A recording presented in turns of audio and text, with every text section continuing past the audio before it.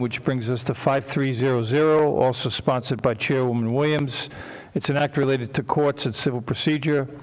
It also involves the Judicial Selection Commission, and it requires that the Judicial Nominating Commission to include certain questions on applications slash retain race, nationality, ethnicity, and gender data classifications, classifies applications as public records with opt-out provisions. Chairwoman Williams. This is another bill that certainly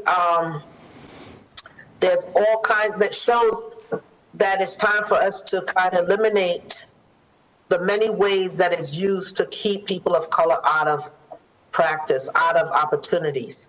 And I know that for years, you all, many of you, I don't say all of you, get tired of hearing me talk about this, but it's a reality. It may not affect you all, it might not of interest to all of you all, or any of you all, but the fact remains that it is to us. And it's a reality that needs to be talked about and needs to be addressed, and we need to change it. This would require the commission to retain data relative to race, nationality, ethnicity, and gender, and would classify the names, resumes, and other information of applicants as public records. An applicant could opt out of that information becoming public up to the point of receiving an interview from the commission. Again, have to put that language in there because there are many attorneys of color that would step up, but with fear that they will be blackballed with many of their cases going before some of these judges is certainly a scary but a reality to them. It is no secret that our judicial nominating process has had a serious lack of diversity problems for far too long, and it continues, and it just got tied up to continue even further and longer.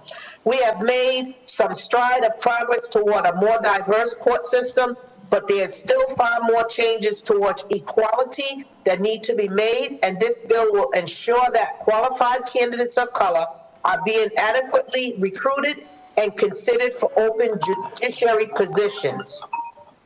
I'll entertain any questions if anybody's brave enough to ask them. I applaud Leader Filippi for at least being one and Representative McAtee for making her statement. Any questions? Any questions at great personal risk of Chairwoman Williams? It's a reality. We have to laugh about these things, but you know, this is our daily life. This is something that happens every day. I don't see any. Oh, I'm sorry, Jose Batista, Representative Batista, you're on the air. Thank you, Chairman. Every time you say you're on the air, it makes it sound like we need a DJ name for you. You know. Well, in the old days, it used to be Sherm Strickhauser and Jack Cumley, but then you have to be a certain age to remember that. Yeah, that's what they used to say. You're on the air. I don't have a question. I just wanted to share my support for the package of bills that Chairwoman Williams has put forward.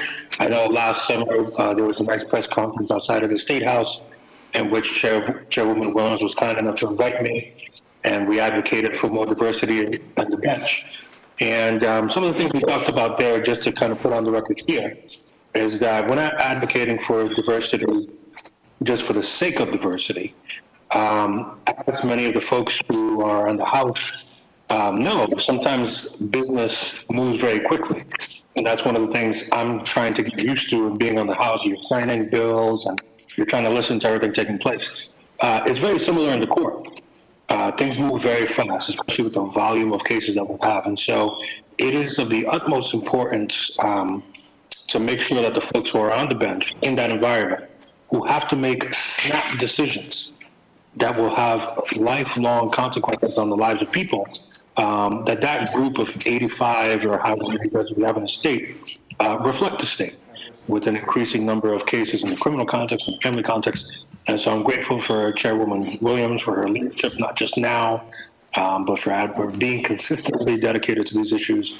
And I completely agree with the objective she has in these bills. So I appreciate you very much. Thank you, Thank you very Representative much. Batista. Okay, are there any further questions of the chairwoman on this bill? Seeing none, that will conclude testimony on 5300.